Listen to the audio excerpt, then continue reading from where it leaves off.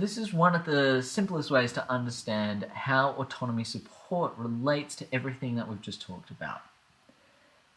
As you can see on the left here, this is exploring the correlations between autonomy support and the basic needs like competence, autonomy, and relatedness. When you read the caption at the bottom, it says all paths are significant at the 0.05 level, which means we can just start to compare the effect sizes to see the relative impact of these different factors. The nice thing about this model is it controls for overlaps between the different factors.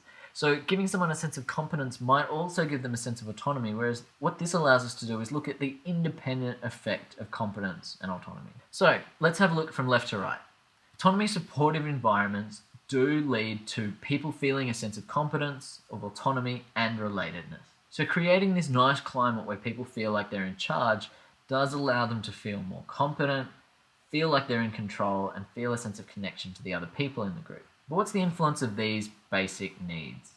If we work our way up from the bottom, having a sense of relatedness has a significant positive correlation between autonomous self-regulation, meaning that people feel like they're more driven by their own interests and motivations when you allow them to feel connected to the people in the group. There's a very small positive relationship with controlled motivation and a very small negative relationship with amotivation. Because those are both smaller than what we would call small, you'd probably say that there's a negligible relationship between feeling controlled and feeling unmotivated. So generally, it's really positive to give someone a sense of relatedness and a sense of connection as far as their motivation goes. It allows them to feel like they're doing it more for their own reasons. If we look at a sense of autonomy, this has a positive relationship with autonomous motivation. If you allow someone to feel like they're more in control of their exercise or their healthy eating, they're more likely to feel like they're doing it for their own sake. On the other hand, if you give them a sense of control, they feel less like they have to do it. They feel less guilty if they don't. And promisingly, giving someone a sense of control and autonomy means that they have less amotivation. You're able to help reduce the feeling of lethargy or that feeling like I don't have any reason to do this because you can allow them to find their own reasons for exercise.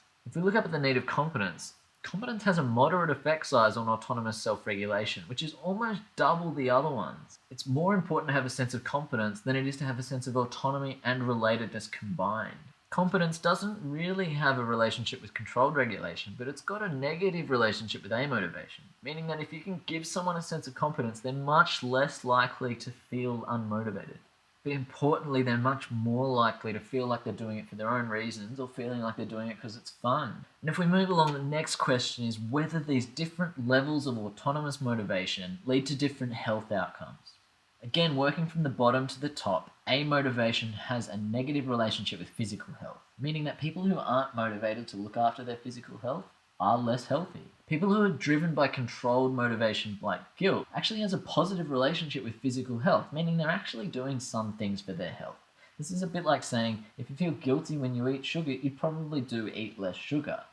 But importantly, there's a negative relationship with mental health, meaning that at the same time, you feel less happy, more anxious, more depressed.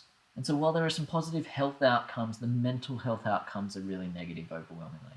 But autonomous motivation or self-regulation does lead to better physical health. People are doing more things for their health. They're eating better. They're exercising more. And they've also got a positive relationship with mental health. It's small, but it's significant. And if you compare this to the other two types of regulation, that controlled regulation or amotivation, we see that it's much more beneficial to have an autonomous self-regulation than it is to feel guilty or motivated by a carrot and stick. There are these two other strange arrows coming out of the middle of nowhere here that we need to look at because they're really interesting. And this is the relationship between competence and mental health and physical health. Competence has a unique and direct relationship with both mental health and physical health, meaning that even if we control for what we know about their motivation, having a sense of competence in and of itself is a really strong predictor of someone's mental health. And it also leads to higher physical health behaviors. This shouldn't really be a surprise because we've covered self-efficacy theory so far, and we know having a sense of competence does lead to better outcomes. But it's interesting to note that of all of the human needs, competence seems to be the most important one for us to focus on.